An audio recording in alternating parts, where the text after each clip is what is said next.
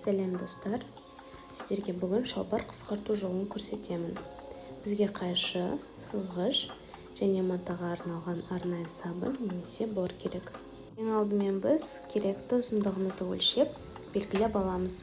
Содан соң сызғышпен түзу етіп, белгілеген жерден төмен қарай сызамыз. Бұл жерде ескерте кететінім, сызғыштың ені 2,5 немесе 3 см-ден аспауы керек. Сол кезде тігісіміз әдемі және жіңішке болып шығады.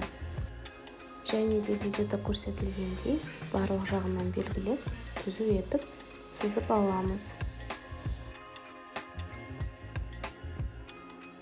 Дайындап алған соң, осылай артығын қиып тастаймыз.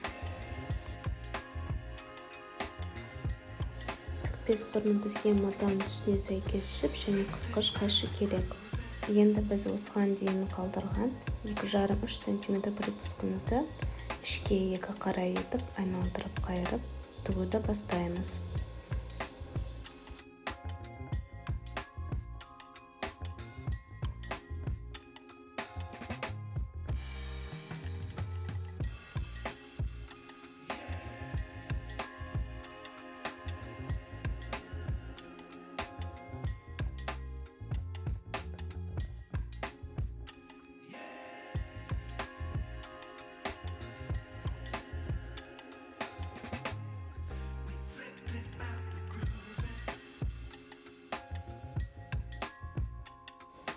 Тігісіміз осылай әдемі түзу болу қажет.